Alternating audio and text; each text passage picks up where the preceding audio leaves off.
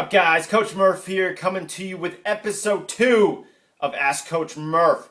Fun little lacrosse fact about the number 2. One of the greats at the University of Albany used to wear number 2, Miles Thompson. He just graduated. He's playing professionally now. If you guys don't follow him on social media, make sure you do it. And if you don't know who he is, get on YouTube and start learning, because this guy is incredible. We had a ton of great questions this week, guys, so thank you for submitting them. We have 3 that kind of stood above the rest that we're going to answer today. So pay attention, but keep the questions coming, guys, because this is really why we do this show, so you can learn and you can implement these things to get better for next season. So even if we're not asking for these questions for an episode, send them to us. You can DM us strength and conditioning questions anytime you want, and we will answer them. So keep them coming, guys. The first question, though, comes from M_Neffer. He asks, I want to improve my speed, my explosion, and my strength on the field. I'm an attackman, and I'm looking for any ways that I can get faster. Great question, Neffer.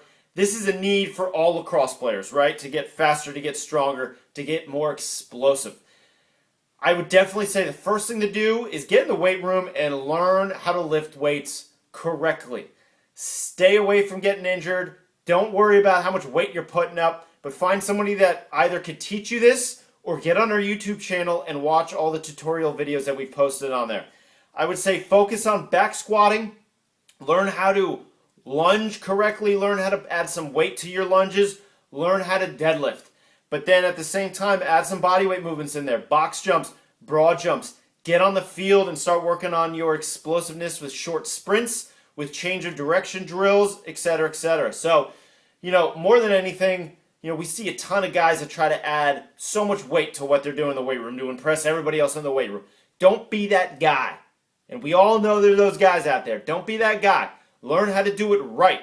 And then build on top of that. Nobody wants to get injured. Nobody wants to be off the field from lifting weights incorrectly. It is extremely safe if you do it right. So learn how to do it right. Second question comes from Croft Kid. He says, what are some things I can do to strengthen my knees so I don't injure them? Great question. The first thing I would actually say, Croft Kid, is make sure you're staying mobile and flexible. So spend some time stretching your hamstring, spend some time foam rolling your quads, foam rolling your calves, your lower calf. Spend a lot of time on recovery. This will keep you away from injury. A lot of people don't focus on this. A lot of people don't talk about this, but this is crucial to staying healthy long term. If you're playing a lot of lacrosse, if you're playing this year round, the recovery portion is very, very important. But outside of that, I would say learn how to squat correctly, learn how to deadlift correctly, and learn how to single leg deadlift correctly. Do some single leg work, but really make sure you're paying attention where to place your knees while you're doing all these movements. That will keep your knees in a safe position and will strengthen them. That's the goal, right? So great question, Croft Kid. Mobilize, stay flexible, and learn how to lift the right way. Last question, guys, comes from MC_Strings_lacrosse. First thing he says, he's been using all of our tips and watching all of our videos, and he's gotten so much stronger. Awesome job, MC Strings. Big props to you. This is exactly why we post those videos, so you guys can get better for next year. His question, though, he was watching a highlight tape of Jordan Wolf. He noticed how explosive that guy was, which he's very fast. And he really wants to build that extreme power in his lower body to get more explosive on the field. This is a great question. Every athlete is after this, right? Getting faster on the field so they can run around people. When you think about explosion, guys, most people think about the first couple steps to get around somebody. What you don't really think about is what those steps look like. They're quick little steps, right? He's got quick feet, so he can ramp up to speed faster than most people can. I would get on the field, guys. Start working on your agility drills. Start working on quick feet. And when you think about sprinting, do 10-yard sprints at a time and focus on what you're doing for those first 5 steps. If they're long steps, you need to shorten them. Shorter, faster steps will get you up to speed faster than you would if you take long steps.